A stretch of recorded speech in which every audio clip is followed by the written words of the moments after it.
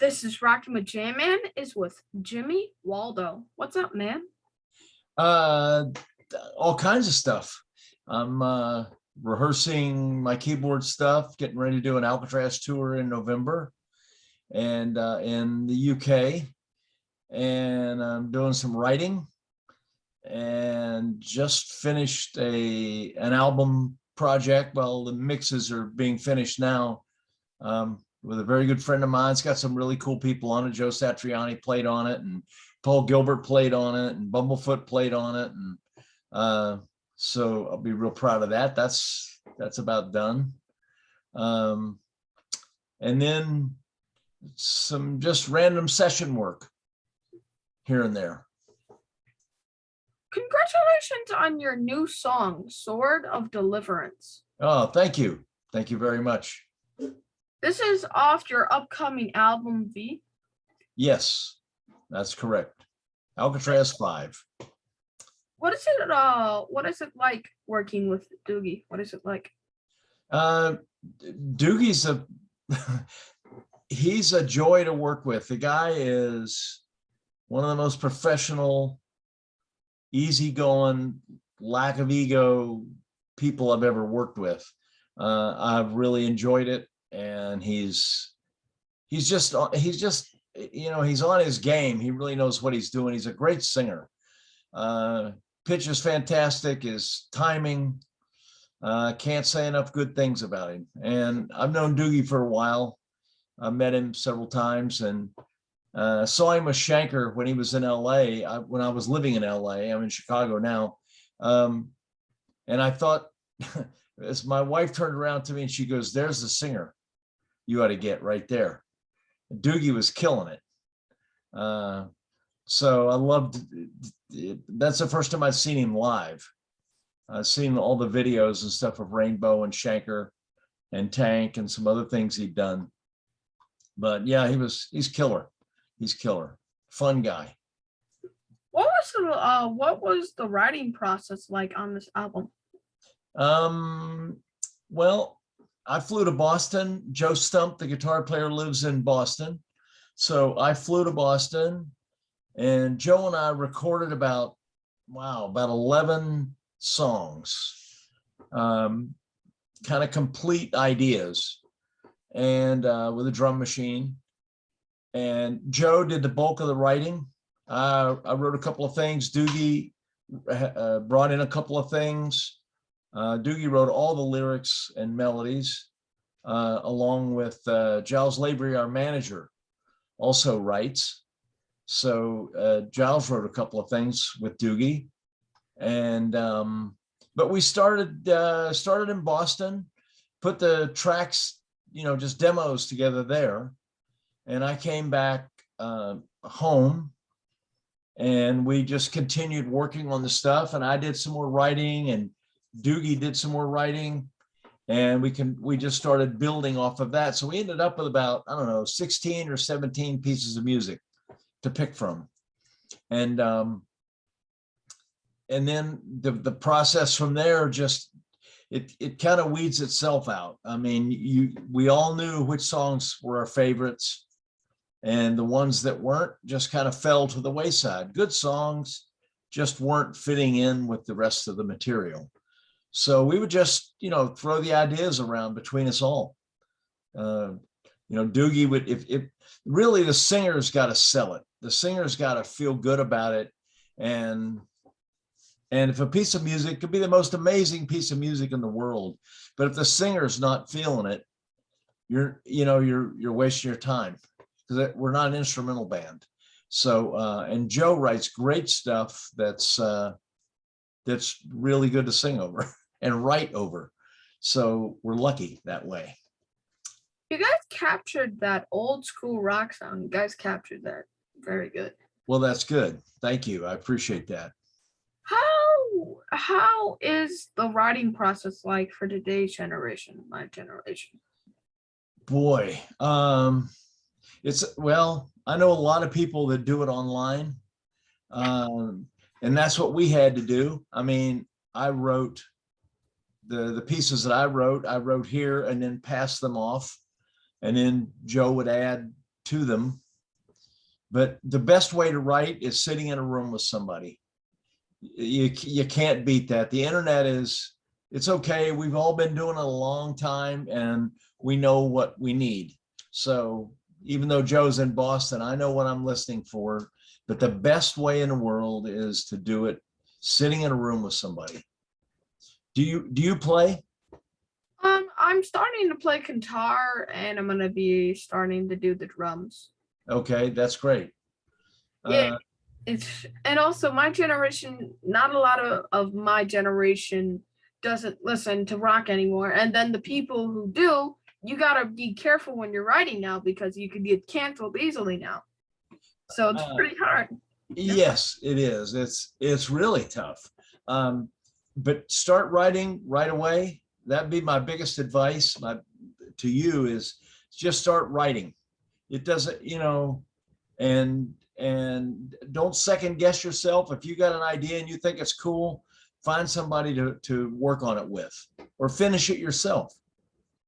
But writing is the most important thing, having a direction and expressing yourself.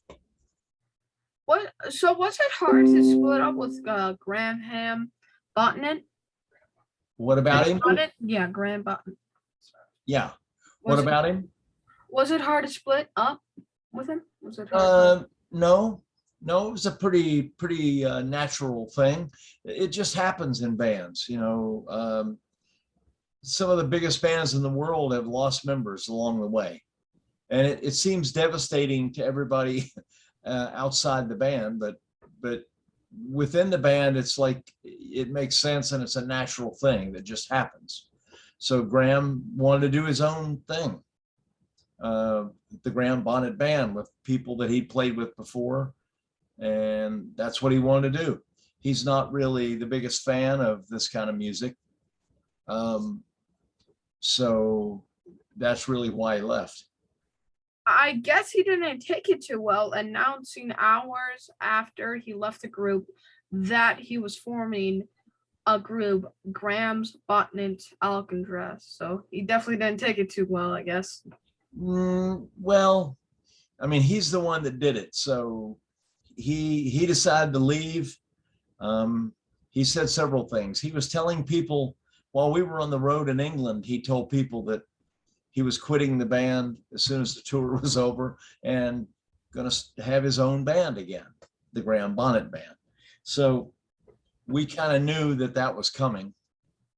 What he's really doing, I don't know, to be honest with you.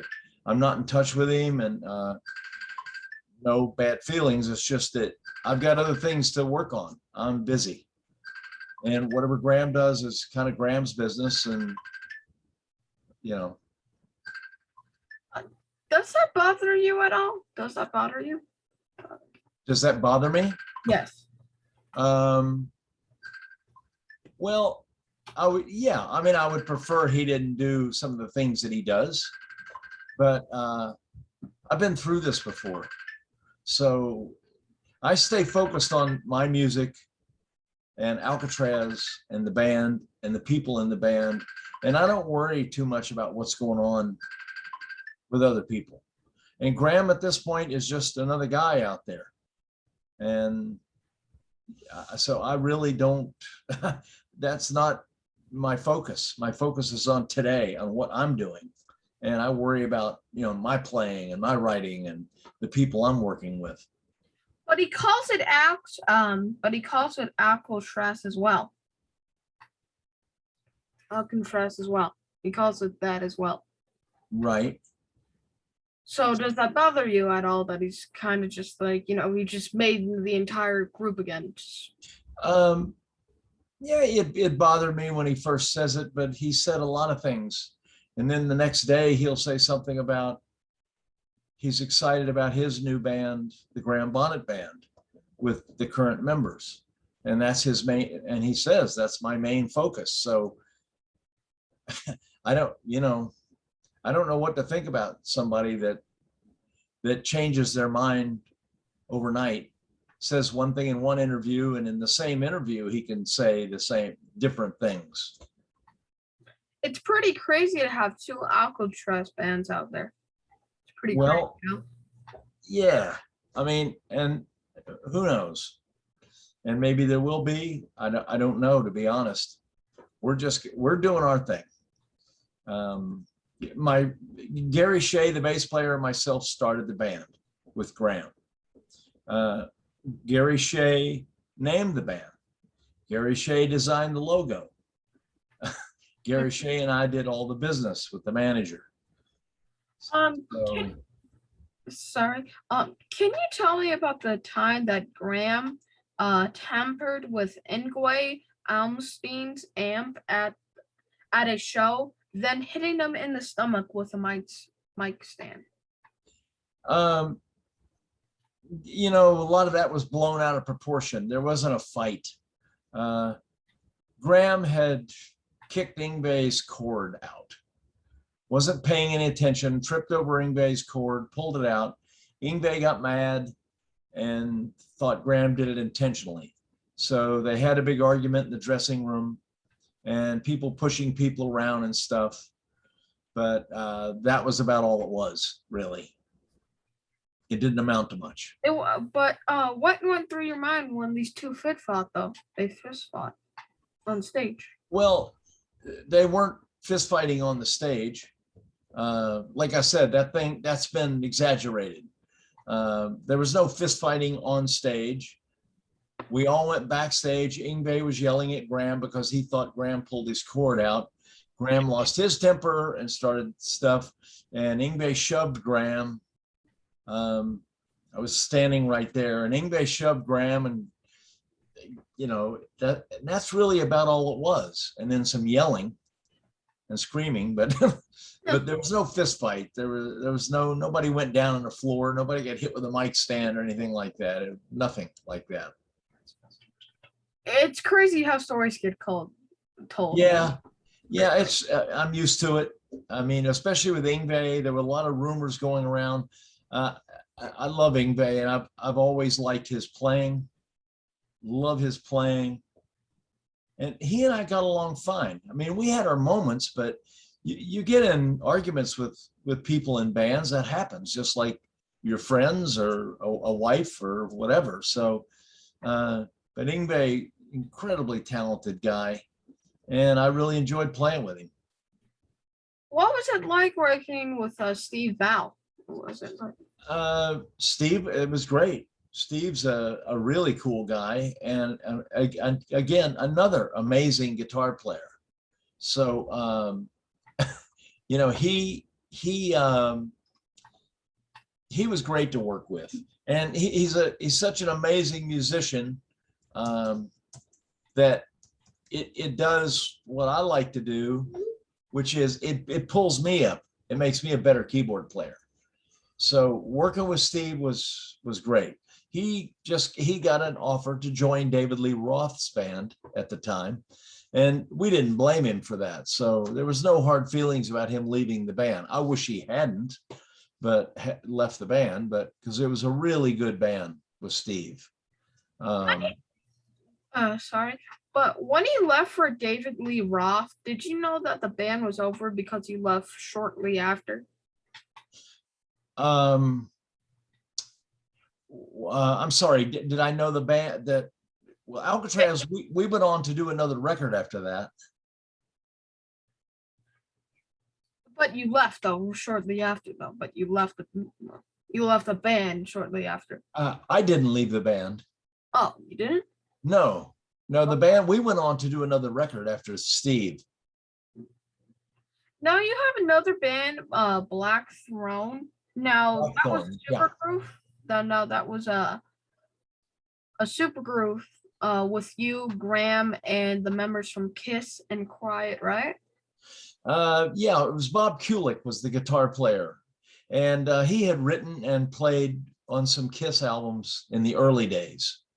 So he wasn't actually a member of Kiss, but he played on their records and co-wrote with them in the early days. So Bob and I were friends for years before that, and we always wanted to do something together. So that's when we decided to put that band together. How did you get all together? How did you get all together? I knew Bob from the late 70s. I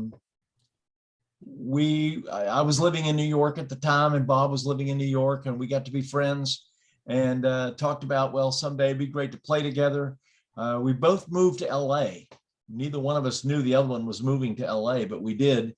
And then we just got in touch and started writing and said, let's do this. So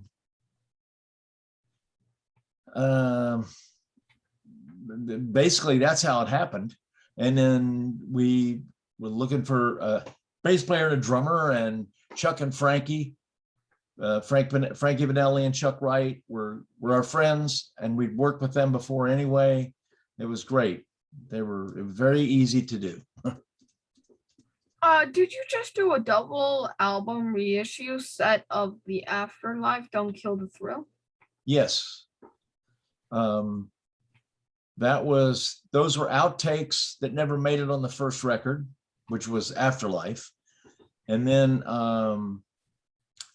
there were some demos on there, some writing demos with Bob Kulick and I. And so that's how that came about. Now, Don't Kill the Thrill was never released, right? That's right. We were writing for a second record at that point, and we never finished it. So this was another band you were that Graham quit? Yes, Graham quit. Blackthorne. Was it hard going against Grudge? Was it hard? Was it hard going? I'm sorry? Against Grudge. Grunge. Yes, it was. That was just about impossible. The record came out, and we could feel the resistance immediately that it was all about grunge, and it wasn't about it wasn't about what we were doing, that's for sure. So it was very difficult for us. Yeah. Now, it's sad about Frankie. It's sad about Frankie. It's really sad about him. At least Quiet Riot will carry on his legacy with new members, right? Yes, that's what they're doing. Now, are you playing any shows? Alcatrazz will be playing shows in November in England. It's crazy how many bands are getting COVID. It's crazy, you know? Yeah, it's sad. I mean, I don't, it's kind of weird, but yeah, there's a lot of guys that have gotten sick. Are you being safe? Yes, yeah, I got vaccinated, and I've tried to be safe. I haven't been. Still wear your mask? I feel fine. So, but yeah, I'm careful. You still wear your mask? Yes. Not here in Chicago, you don't have to wear it everywhere. But I tend to wear it more than not wear it, just to be safe. Yeah, do you go to restaurants sometimes and you don't wear it then? Yeah, I go to restaurants and don't wear it. And I was just down in Nashville visiting my brother, and he's vaccinated, so we didn't, and the places we went, you're allowed to go in with no mask if you're vaccinated. So that's what we did. And that was okay. But I'm starting to wear, here in Chicago, the numbers are getting higher. So I'm back to wearing a mask again. What do you think of Live Nation and AEG saying you have to get the vaccination if you are going to play a show, if you are going to be a part of it, playing a show or a part of the crew? Well, I think that makes sense, that you should get the vaccination, because I know a lot of people resist it, and I don't really know why. At this point, I think it's been out there long enough, if that there have been no major problems, no more with that shot than there has with the normal flu shot or whatever. So, what is your favorite memory from playing a show? Japan. last Japan tour, we played 2.5-hour shows in Japan. And that was a blast. Yeah, That was, gotta be. But yeah, I would actually love to go on a vacation to Japan one time. Is it a fun place? Is it a fun? it is. It's a fun place. Depends on what you're going to do. It's more fun for me to go to countries when I'm playing. I get bored real easy. If I'm going to visit, I'm not good on vacations where I'm just sitting around or everybody's relaxing. I can't relax. I've got to be doing something. So every time I've been to Japan a lot, and every time I've been there, we're working. So you're busy every day, from 9 in the morning until 2 in the morning. You're going. So. Well, you did get to a little break or like a relax time for a little bit though, for a little bit. So you don't. Well, the last time we played, we stayed an extra day, and which was technically a day off. But then Graham and I played with Chris and Pelletieri that night, so it wasn't really a day off for me.